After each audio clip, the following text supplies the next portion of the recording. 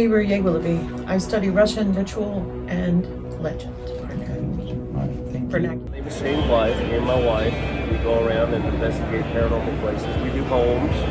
We do the regular things like Waverly Hills and stuff like that. But we've been doing it for years, so we're trying to give people when we come out here education on the paranormal. My name is Katie Followell, and I am the founder of 859 Paranormal Research.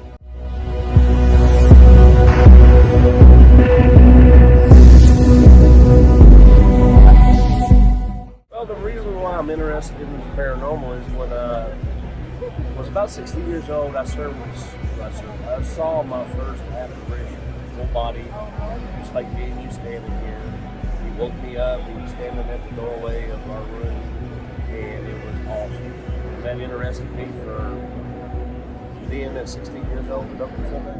I had suffered really bad from anxiety disorder at that time.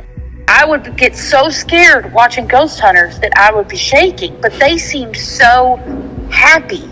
I watched everything I could about it. I joined a group when I was still in high school, but I joined a group when I was probably 17 or 18 and ran with them for probably 8 or 9 years. And then in 2020, I decided I wanted to start my own group. I wanted people to feel the control and the peace that I did when I was so anxious. Religion that has to do with belief, whether that's an organized religious belief system or cryptid, is definitely a paranormal example, meaning that it deals with the supernatural world.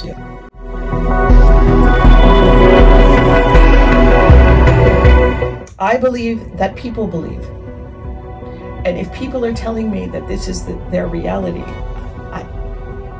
I'm not going to say, well, no, it isn't. I mean, sleep in my new home now, and it maybe about 2 years ago, could have been a little longer. I had another one wake me up out of a dead sleep. There was a Union soldier standing beside my bed, and I can tell you in detail what he looks like. He actually had decaying on his face. One place I'm particularly in love with is the Governor Owsley House in Lancaster, Kentucky. I investigated it in 2015. It was just me and one investigator, and we were doing an EVP session up in the attic. EVP stands for electronic voice phenomena. We use a digital voice recorder to try and capture our sessions to see if we can get evidence when we can't hear anything with our own ears, or if something happens in the room that we can have physical proof that this did happen. And we were the only people in the building, and I did my stereotypical ghost question of, if there's anybody in here with us, can you knock on something? Can you let us know that you're here? I heard this boom, boom. I said, hey, go slam the door again.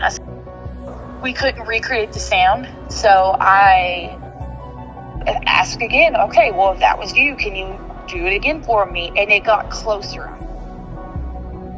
We were having a pretty quiet night, and we were also in the attic. We were the only people in the building, and I heard a woman say, Katie?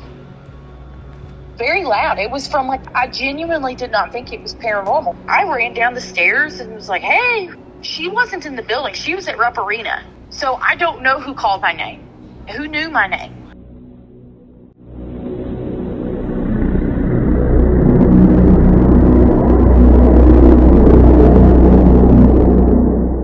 I do think there are ethical and moral issues that pop up when investigating the paranormal issues. I feel that our team is always trying to be respectful of who lived in that house, who died there. When there's, especially with recent deaths or maybe just something that's traumatic that's happened, a lot of people suffered. Either the person suffered or the people that loved them are still suffering or thinking about that. And to me, I want to be sensitive of that because I don't want people to I don't want to treat ghosts like they are some monster from Spirit Halloween. Sometimes you will experience the saddest stories, and you should be sensitive of that.